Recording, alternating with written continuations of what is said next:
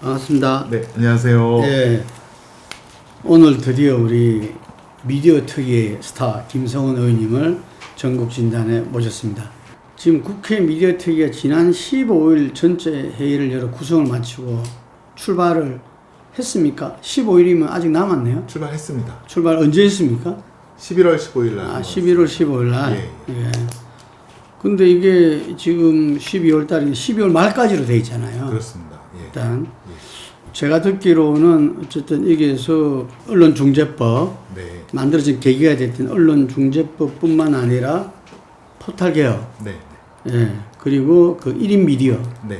부분, 네. 그 다음에 방송 지배구조, 네. 네 가지를 다룬다고 들었거든요. 그렇습니다.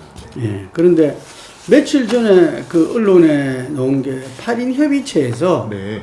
김종민 의원과 야당의 최영도 의원이 8인 협의체에서 의견 나누고 네. 된 걸 정리를 해서 제출을 했더라고요. 네. 네. 언론중재법은 좀 대강이 잡혔습니까?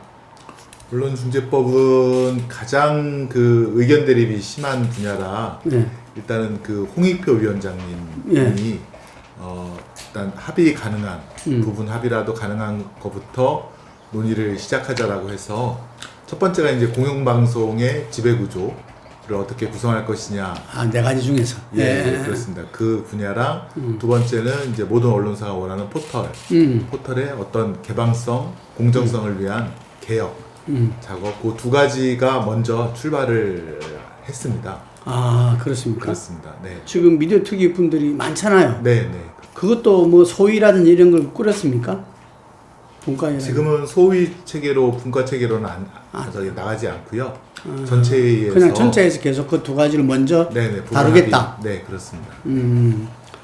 저희 의원실에서 이제 네이버 다음 관계자들과도 작년부터 계속 얘기를 해왔는데요. 예, 예. 네이버는 이제 초기 화면에 기사 뜨는 것을 이제 없애버렸고요. 그래서 이제 초기 화면에 검색하면 그 다음에 두 번째 화면에 이용자가 선택한 언론사가 나오게끔 하는 그 화면, 그 다음에 이제 세 번째가 마이뉴스라고 그래갖고 알고리즘 추천에 의한 그러니까, 기사가 뜨게 돼 있게 만들었고요. 다음에서도 내년 1월 13일부터 거의 네이버와 같은 방식의 그 기사가 노출이 되도록 하는, 그러니까 이용자가 선택하도록 하는 그런 방식으로 변경하겠다고 얼마 전에 이제 발표를 했습니다. 네, 저희 의원실에서도 강력하게 좀 요구를 했고요. 근데 이제 언론사 기능을 하려면 사회적 책임을 다해야 되는데 그러려면 국회에 국민을 대표한 국회 질의에 많이 나와야 되거든요. 포탈 대표님들이 굉장히 힘들어하세요. 외국에서는 이런 부분까지 그 고민하고 있다고 들었습니다. 네. 포탈이 그 이용자의 어떤 그 기사 선택이라든가 또 취미 또 어떤 사상 이런 것들을 그 포탈 이용 행태를 싹 이렇게 비추어 보면 그 사람의 내면까지 들여다볼 수 있다고 그러더라고요. 외국은 그런 정보 수집조차도 이용자의 동의를 얻어야만 할 수 있도록 그렇게 되어 있다는데요. 우리나라도 사실은 기사 배열뿐만 아니라 거기 부분까지 좀 나가서 국민들께 고민을 좀 하고 국민들께 선택을 할 수 있도록 해야 될 것 같습니다. 우리 의원님은 그 제휴평가위 예. 재평에 대해서 좀 많이 들여다봤습니까? 네, 그렇습니다. 이번에 재평위가 각 분야에서 한두 분씩 추천을 받아서 30분의 위원이 계시는데 15개 단체에서 봤죠. 예, 두 분씩 받아서 두 분씩 30분의 재평위원들이 계시는데 포탈이 굉장히 힘이 세짐에 따라서 그 파워가 재평위까지 갖게 되고 그 재평위가 근데 뭐 징계도 줄 수 있고요. 그 다음에 그 포탈에 입점할지 기사를 노출시킬 수 있도 결정할 수 있는 슈퍼갑의 어떤 힘을 갖고 있는데, 그런데 재평위가 문제는 그 공정하지 못하다. 이번에 기사형 광고에 대해서 연합뉴스가 1년간 퇴출 결정을 받았는데, 사실 기사형 광고 1등 신문은 조선일보거든요.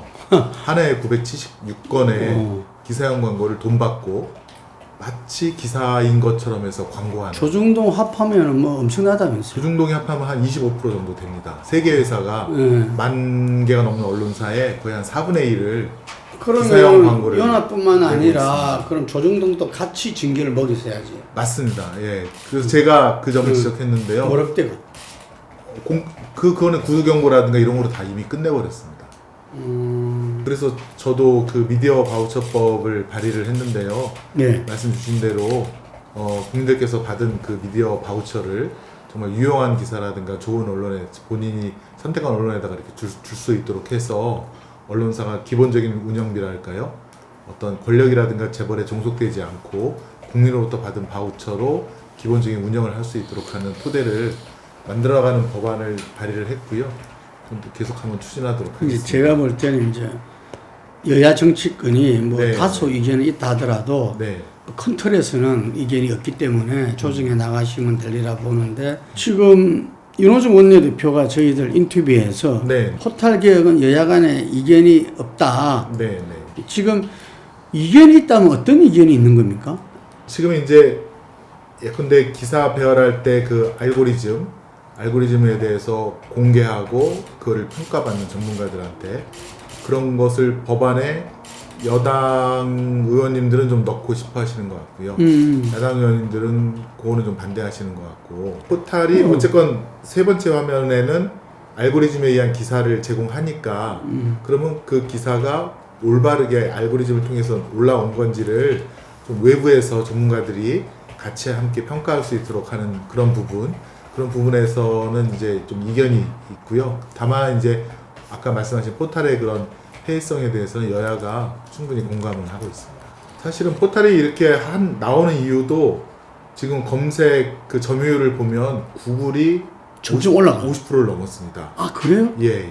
구글이 50%를 넘고 또 구글이 뭐라고 하냐면 우리도 뉴스를 제공하겠다. 그래서 구글이 뉴스 서비스를 하겠다고 하니까 포탈에서도 지금 긴장을 하고 그래서 포탈도 그러면 저기 아까 말한 편집권 행사하지 않겠다는 방향으로도 되게 긍정적인 얘기를 계속 하고 있습니다. 아 그게 영향이 크겠네요. 네. 그 검색 저널리즘과 함께 예. 대한민국 언론 신뢰도가 OECD 꼴찌잖아요. 그렇습니다. 언론은 그 나름대로 기업이지만 네. 공공성을 이렇게 띄지 않을 수 없고 책임지는 맞습니다. 그걸 활동할 수밖에 없잖아요. 네, 근데 네. 사기업이 그걸 하다 보니까 예. 지금 재평이가 막강해졌다 그러잖아요. 네. 근데 그 재평이는 네. 사무국이 없습니다. 거기 네. 사무국은 뭐냐면 네이버, 카카오에서 파견 나와 있는 사람들이 사무국을 구성하고 있어요. 예. 자기들은 재평이를 이 독립기구라고 이야기하잖아요. 네. 근데 이건 법적 기구도 아니고 네. 임의기구입니다. 네. 이 네이버, 카카오에서 만든. 네. 그리고 사무국이 없어요. 예. 없고 네이버, 카카오 파견 나와 있는 4명, 8명이 네. 하는데 지금 금방 말씀하신 대로 거기 왜 그런 현상이 벌어지냐면은 네. 이 친구들이 자기들을 기소 독점권 가진 검찰이라 그래요. 예. 자기들이 잡아내야만이 올려야만이 재평위에서는 재판부 같은 역할을 합니다. 그렇습니다. 올리지 않으면은 네. 뭐 그거를 검토도 할 수 없고 심의도 할 수 없고 제재도 할 수도 없는 겁니다. 그게. 네. 그러니까 실제적으로 재평이라는 독립국을 두지만 네. 실제적으로는 네이버, 카카오에서 네. 자기들 방침에 따라서 다 하는 거죠. 네. 모든 언론들이 독자에 의해서 평가되지고 하는 네. 그거하고는 다른 거거든요. 네. 여전히 자기들이 재평이를 통해서 네. 자기들이 말하는 가두리 양식장, 네. 가두리 양식장 내에서 이렇게 선택할 수밖에 없는 거잖아요. 예. 그거는 똑같은 거거든요. 그렇습니다. 이거는 법으로 할 수밖에 없어요. 네. 법으로 그렇게 해놓으면 자기들이 그런 노력을 할 필요가 없는 거지. 네. 그 부분은 개방형 포탈, 공영 포탈 문제도 언론지능재단 이사장에게 제가 그 좀 요구를 했고요. 일단 연구 용역을 먼저 태워서 빨리 어떤 공영 포탈, 개방형 포탈이 필요한지 또 어떤 형태로 이게 가능할지를 지금 이제 연구가 시작되고 있는 것으로 알고 있습니다.